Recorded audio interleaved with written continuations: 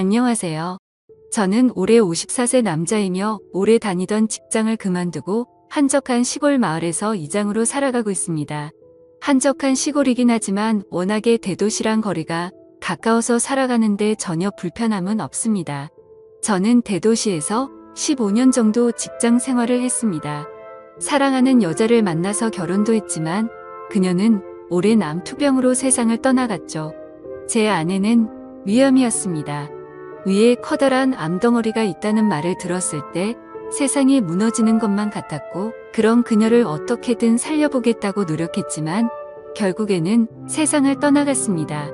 그 일을 계기로 상심이 너무 커서 도시 생활을 접고 시골로 거처를 옮기고 더 이상 아둥바둥 살아가는 게 아니라 적당히 살다가 저도 제 아내를 따라 하늘나라로 가려는 마음을 가지고 있었습니다. 제 인생의 전부였던 그녀를 잃으니까 저도 삶의 의욕이 많이 없어지더라고요. 모아놓은 돈도 없이 그저 하루하루 간단하게 밥 먹고 산을 바라보며 시간을 보냈습니다. 하지만 도시 생활하면서 몸에 배어있는 따뜻한 태도가 어디 가지 않았는지 나이 많으신 어른들과 어울리다 보니 저는 많은 인정을 받게 됐습니다. 그렇게 이 마을로 내려온 지 10년 만에 마을 이장을 맡게 됐습니다. 제가 살고 있는 마을은 워낙에 나이 많으신 분들이 많아서 이장을 할 사람이 저밖에 없기도 했습니다. 나이 80살 먹은 어른한테 이장을 맡길 수는 없는 노릇 아닙니까? 그렇게 평화롭게 마을 생활을 이어나가고 있었는데 어느 날 젊은 부부가 저를 찾아왔어요. 젊은 부부의 나이는 아직 30대가 되지 않았었죠. 이제 막 대학교 졸업하고 직장 생활을 시작할 그 젊은 사람들이 귀농해서 살고 싶다며 이 마을에서 자기들을 받아줬으면 좋겠다는 말을 하더군요. 저는 그들에게 잘 생각해 보라고 설득했습니다. 시골 생활이라는 게 그렇게 생각처럼 만만한 게 아니라면서 아직 나이도 어린데 왜 굳이 그런 선택을 하냐고 물었죠.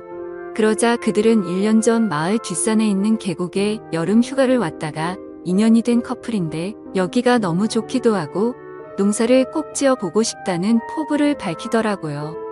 심지어 그 남자는 농업과 관련된 대학교를 나와서 이미 농사를 지을 줄 안다고 얘기하더라고요. 그래서 알겠다고 들어와서 살아보라고 이야기를 했습니다. 제가 그들을 받아준 이유는 농사로서의 성공에 대한 포부가 마음에 들었던 것은 아니고 같이 온 젊은 세대기 너무 예쁘고 참했기 때문에 받아준 것입니다. 마치 제 아내를 처음 만났을 때 반했던 것처럼 그 세댁한테 반해버리겠더라고요. 하얗고 작은 얼굴에다가 새하얀 치아를 보이며 웃을 때면 아주 작고 귀여운 천사처럼 보였습니다. 그냥 젊고 싱싱한 그 상큼한 모습을 보이며 바람에 날리는 머리카락이 귀여워 보이더라고요. 게다가 키는 크고 날씬했기 때문에 그녀를 보면서 첫눈에 마음이 설레어 버리더군요. 훌륭한 여자였습니다. 그렇다고 갓 결혼한 여자를 어떻게 해보겠다, 뭐 그런 마음이 있었던 게 아니고 쭈글쭈글한 노인네들과 어울리기만 했던 저로서는 너무나 신선하고 상큼한 딸기 같은 사람이라는 느낌이 들었습니다. 동네 어르신들 동의도 제가 수월하게 받아냈고 정착금 등 지원도 모두 해결해줬습니다. 요즘에는 귀농하면 동사무소에서 지원금을 주는 경우도 있는데 다행히 젊은 부부는 지원금을 받을 수 있어서 편하게 이사를 했습니다. 당장 마을에 집을 하나 지을 수 없었기 때문에 젊은 부부는 저희 집안에 있는 사랑채 같은 건물에 머물러라고 말했고 나중에 집이 비는 곳이 있으면 그쪽으로 옮겨가라고 말했습니다. 그들이 이사를 오고 그 시간에 간간히 새어나오던 짤막한 웃음소리를 들으면서 참으로 오랜만에 마을의 생기가 돌았습니다. 젊은이들이 왔을 뿐인데 마을의 분위기가 달라지는 그런 느낌을 받았습니다. 그날부터 저에게는 신세계가 기다리고 있었습니다. 정말 시골로 오기를 잘했다는 기쁨이 그날부터 자리하고 있었던 것이죠. 처음에는 따로 밥을 해 먹었지만 나중에는 한 식구처럼 잠만 따로 잘 푼 식사는 같이 하게 되었습니다. 집이 넓고 건물도 따로 되어 있었기 때문에 충분히 남처럼 살 수 있는 구조입니다. 그렇게 밥도 같이 먹고 농사일을 본격적으로 하기 위한 준비들을 하면서 시간을 보내고 있었습니다. 그러던 어느 날 젊은 부부 신랑이 서울에 퇴직금 정리와 몇 가지 물건들 살게 있다고 1박 2일 동안 서울을 다녀오겠다고 말했고 저는 젊은 세대가 둘이서 같이 있게 되었습니다. 방도 아예 따로 썼지만 괜히 여자랑 같은 대문을 쓰고 있다고 생각하니까 마음이 뒤숭숭 하더라고요. 이러다가 무슨 일 생기는 거 아닌가 싶고 아무 일도 안 생기는 게 당연하겠지만 은근히 생기기를 바라기도 하는 그런 마음이었던 것 같아요. 남자들은 이런 상상을 조금 하지 않습니까? 그냥 그 정도였습니다. 하필이면 그날 마을에서 가장 돈이 많은 할아버지가 돼지 한 마리를 잡았는데 자기 손자가 서울대학교에 들어갔다면서 마을에서 잔치를 열자고 하더라고요. 점심시간에 그 소식을 듣고 부랴부랴 준비해서 잔치를 열 준비를 하고 자리를 만들었습니다. 그렇게 늦은 오후 시간부터 마을에서 잔치가 열렸고 마을 사람 대부분이 와서 고기를 먹고 술도 한잔하게 됐습니다. 집집마다 담근 술을 꺼내 오기도 하고 세대에게도 술을 따라줬습니다.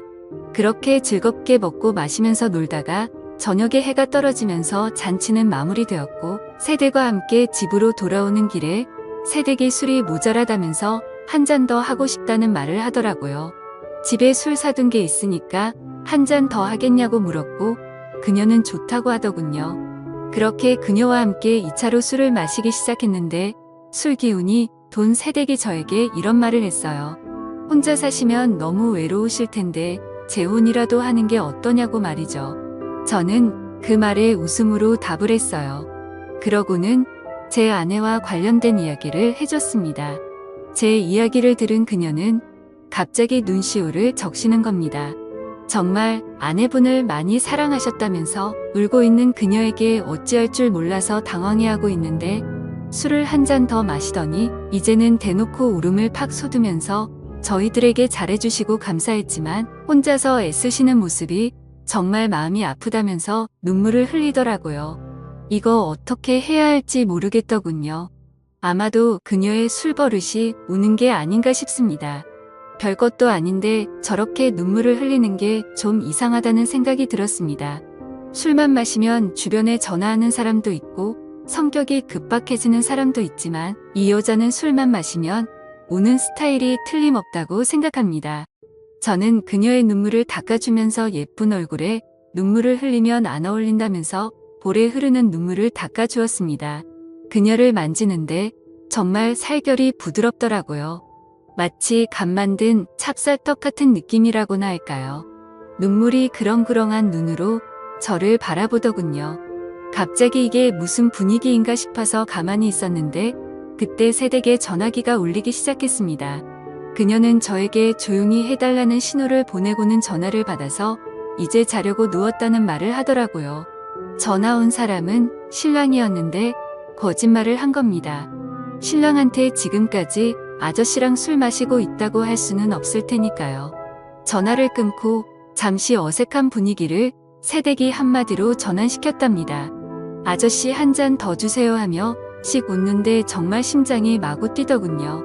계속 이 자리에서 함께하고 싶다는 느낌을 주는데 뭔가 참 묘한 기분이 들었습니다. 그러면서 아까처럼 또 여자 이야기를 하더라고요. 아저씨는 여자 생각 안 나냐고 외로울 때는 어떻게 하냐고 말하더라고요.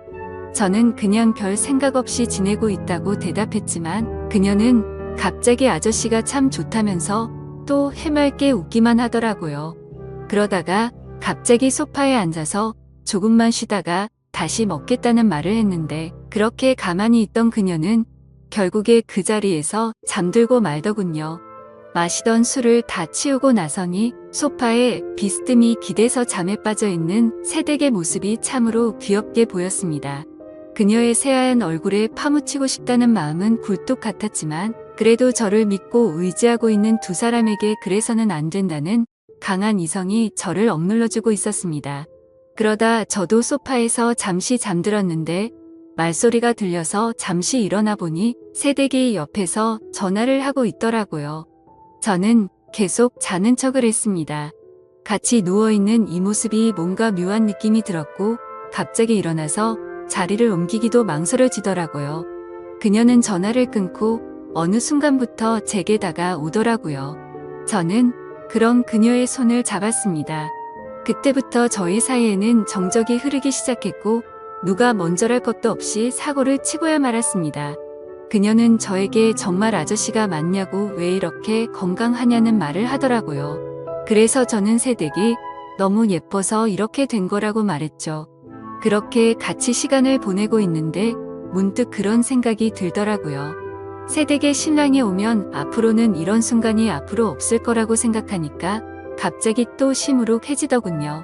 그렇게 아쉬운 시간을 보내고 다음 날이 돼서 곧 신랑이 온다는 연락을 받은 그녀는 저에게 아저씨 이제 어떡하면 좋냐고 나 아저씨랑 또 만나고 싶어질 것 같다는 말을 하더라고요. 그렇게 그 일이 일어난 이후로 남편이 서울에 볼 일이 있다며 올라갈 때가 있었는데 그럴 때마다 저와 그녀는 연인처럼 함께 시간을 보냈습니다. 그리고 그로부터 1년 후 신랑이 집안에 문제가 생겨서 서울로 올라가야 한다는 말을 했고 저는 그 부부에게 작별 인사를 할 수밖에 없었네요. 아주 가끔씩 서로 안부를 묻는다고 전화를 하다가 결국 너무 보고 싶은 마음에 그녀를 찾으러 서울로 가기도 했습니다. 그녀는 서대문구 연희동에 살고 있었는데 우리는 동교동에 있는 작은 카페에서 만났습니다. 우리는 주어진 짧은 시간 동안 너무도 아쉬운 마음이 들더라고요. 그렇게 대화를 하던 중 그녀가 말했습니다. 그냥 남편이랑 확 이혼해버리고 아저씨랑 사는 거 어떠냐는 그녀의 말에 저는 아무 말도 할 수가 없었습니다. 아무리 이 여자와 이렇게 불장난을 하고 있어도 제 마음속에는 오직 하늘나라에 있는 제 와이프밖에 없기 때문입니다. 그녀는 아무 말도 없는 저를 보며 알겠다고 말도 안 되는 소리라는 거 안다고 이제 가보겠다며 가버렸습니다. 차를 타고 가는 그녀의 뒷모습을 봤습니다. 그녀는 결국 한 번도 돌아보지 않더군요. 그리고 지금까지 6개월이 지났는데도 조용한 시간을 보내고 있습니다. 저는 차마 그녀에게 먼저 연락을 못하고 이렇게 있네요. 그녀한테는 아무 소식이 없었습니다. 어느 날 갑자기 대문을 열고 환하게 웃으며 달려올 것만 같은데 그녀가 너무 그립습니다. 그녀도 분명히 저를 그리워하고 있다는 걸 알고 있습니다. 그녀에게 한번 전화해봐도 괜찮을까요? 한 번만 더 그녀와 행복한 시간을 보내고 싶습니다. 어떻게 하는 게 좋을까요? 오늘의 사연 여기까지입니다. 감사합니다. 구독과 좋아요, 알림 설정 부탁드립니다.